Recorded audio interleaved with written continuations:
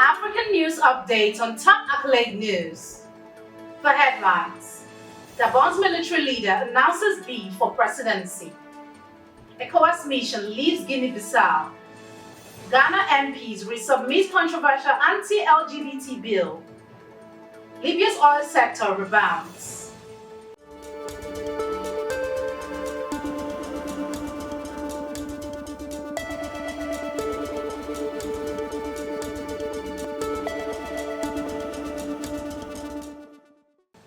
In politics, Gabon's military leader announces bid for presidency. In Gabon, military leader Brice Oligui Nguema, who led a coup in 2023 to end over 50 years of Bongo dynasty rule, has announced his candidacy in the upcoming presidential election scheduled for April 12. Speaking to the nation in the capital, Nguema outlined his vision for a Gabon rising from the ashes, calling on citizens to support his bid. Following his outing of President Ali Bongo last year, Nguema had pledged to return power to civilians after a transitional period. However, with a new electoral code now in place, he is eligible to run, though he will need to temporarily step down from his current military role if elected. Still in politics, ECOWAS mission leaves Guinea-Bissau.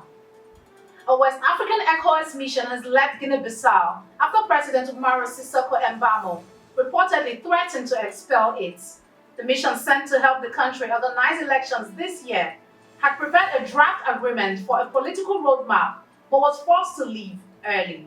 The departure follows tension over the president's term, with opposition groups claiming his mandate ended last week. Embalo had postponed elections scheduled for November and now plans to hold them in late November. ECOWAS will now present its report proposing an agreement to ensure peaceful and inclusive elections in Guinea-Bissau. Moving on in politics, Ghana MPs resubmit controversial anti-LGBT bill.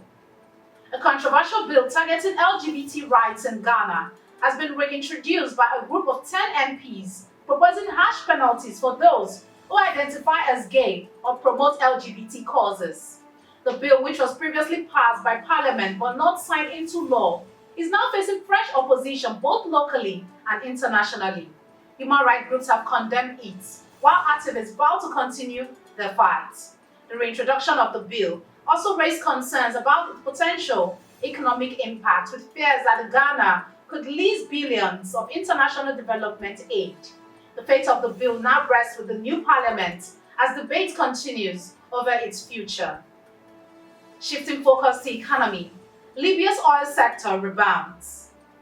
Libya is preparing for its first oil exploration bidding round in over 17 years, marking a significant step towards boosting its oil production. Despite the ongoing political and security challenges since the 2011 overthrow of Gaddafi, major companies have resumed its exploration in the country. Currently producing over 1.4 million barrels per day, Libya aims to reach 1.6 billion barrels per day, with officials stating that they need between $3 billion and $4 billion in investments to hit that target, as Libya is eager to revive its oil sector. You are watching the African News Update on Top Accolade News. Do stay with us. Still to come.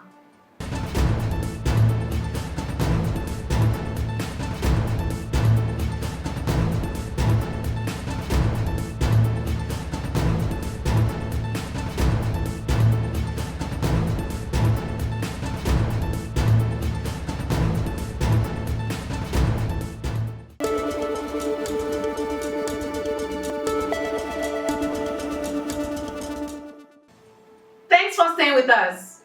Still in economy, 2025 South African budget finalized. The 2025 South African budget has been finalized after a month of intense deliberation led by Deputy President Paul Mashatile alongside the National Treasury. The Finance Minister focused on balancing fiscal constraints while ensuring support for low and medium income households and fostering economic growth. Tensions ran high during discussions, particularly with the rejection of a proposed 2% VAT increase due to concerns about its financial impact on citizens. Despite setbacks, including delays and opposition from parties like the Democratic Alliance, the final budget is set to be presented to Parliament on March 12, offering a solution to the nation's pressing economic challenges. Moving to international relations, Canada suspends trade and aid to Rwanda. Rwanda has sharply criticized Canada's recent decision to suspend trade and aid, calling Ottawa's stance on the conflict in eastern Congo shameful. The move follows Canada's accusation that Rwanda is backing the Tutsi-led M23 rebel group, which has been advancing in eastern Congo. In response, Canada joined the EU, UK and the US in imposing sanctions and halting support, sparking further tensions between the two nations. Rwanda denies these claims as the conflict continues to fuel instability in the region. Moving to entertainment, Uganda launches digital system to ensure fair payment of musicians.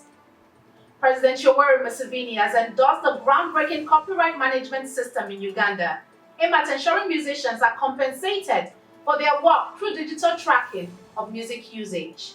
Developed by State House scientists, the system will help curb piracy and secure financial stability for artists. The new initiative will track plays of Ugandan music in businesses, including bars, TV stations, and radio, ensuring fair compensation for musicians based on frequency of play.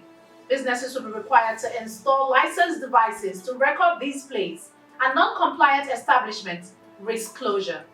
With support from musicians, the system marks a significant step in protecting artists' rights and promoting a more professional and financially secure creative industry in Uganda.